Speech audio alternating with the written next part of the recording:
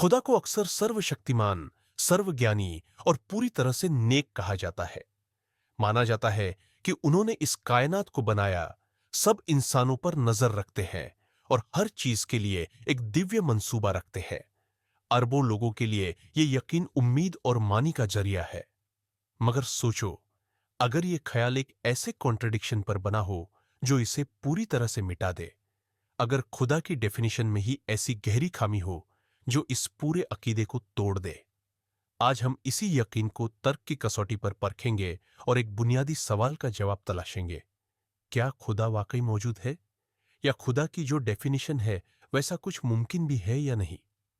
मैं ये दिखाने की कोशिश करूंगा कि अब्राहमिक मज़ाहिब जैसे इस्लाम, ईसाइयत वगैरह में जिस सर्वशक्तिमान खुदा का जिक्र है, उसका तर्क के लिहाज से कोई वजूद नहीं हो सकता।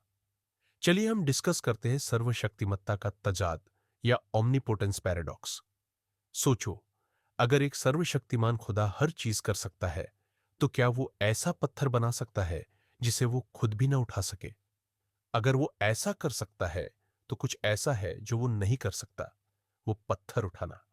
और अगर वो ऐसा पत्थर नहीं बना सकता, तो फिर भी कुछ ऐसा है जो वो नहीं कर सकता, पत्थर बनाना। दोनों सूरतों में उसकी ताकत की कोई हद है। इसका मतलब है कि सर्वशक्तिमान का ख्याल तर्क के लिहाज से मुमकिन नहीं है।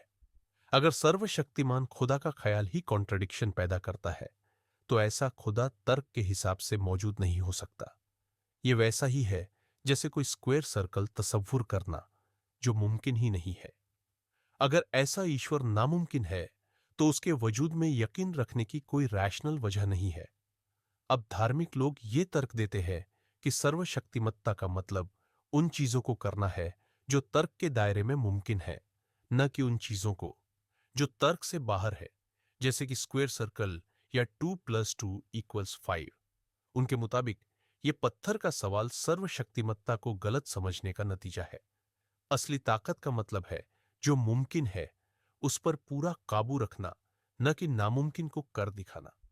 अब आस्तिकों के इस जवाब से ये गुत्थी सुलझती नहीं, पर और उलझ जाती है। पहले तो वो ये दावा करते हैं कि सब कुछ, यानी लॉजिक या तर्क भी खुदा ने ही बनाया है। फिर अब वो ये बोल रहे हैं कि खुदा वो सब कुछ कर सकता है जो तर्क संगत मुमकिन हो। अब अगर ये जवाब मान ले, तो सवाल उठेगा कि क्या तर्क खुदा से भी बड़ा है?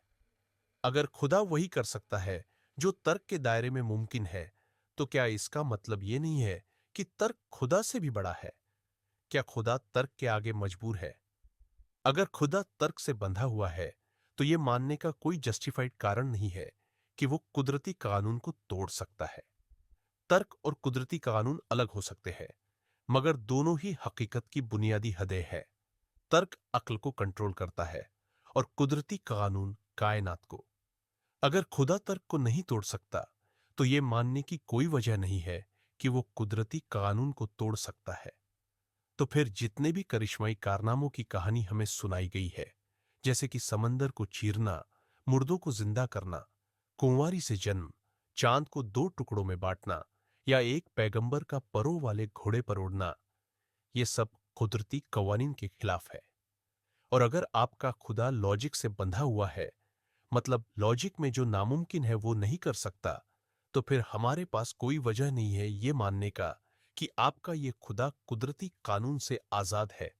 इसका मतलब यही बनता है कि ये खुदा आपके दिमाग में बैठा एक काल्पनिक कैरेक्टर मात्र है।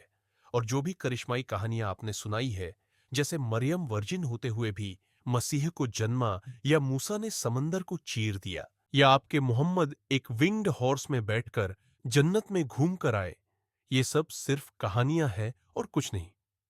वैसे भी आज तक ऐसे किसी भी वाक्य का कोई सबूत नहीं मिला। हर दावा सिर्फ मजहबी कहानियों में मिलता है। जब हर जानी पहचानी चीज कुदरती कवानीन के मुताबिकस होती है और किसी भी अलौकिक वजह का कोई सबूत नहीं मिला, तो सबसे मुनासिब नतीजा यही है कि कुदरत ही आखिरी हकीकत है, जिसे कोई खुदा भी पार नहीं कर सकता। अगर खुदा तर्क को नहीं तोड़ सकता, तो कुदरत को भी नहीं। इसका मतलब है कि खुदा की ताकत भी लिमिटेड है और वो सर्वशक्तिमान नहीं है, जैसा कि मजहबी किताबों में लिखा गया है। कुरान कहता है, अल्लाह हर चीज पर कादिर है। लेकिन अगर अल्लाह तर्क के उसूलों को नहीं तोड़ सकता, तो यह दावा झूठा या गुमराह करने वाला है। अगर अल्लाह तर्क से बंधा हुआ है, तो वो पूरी तरह सर्वशक्तिमान नहीं है। इसका मतलब है कि तर्क अल्लाह से बड़ा है, जो इस्लामी अकायद में एक गहरी खामी को बेनकाब करता है। तो आखिर में, अगर तर्क के नजरिए से देखें, तो सब कुछ कर सकने वाले खुदा का ख्याल अपने आप में एक तजाद यानी कॉन्ट्रडिक्शन है। एक ऐसा ख्याल जो जितना समझने की कोशिश करो, उतना ही उलझता जाता है।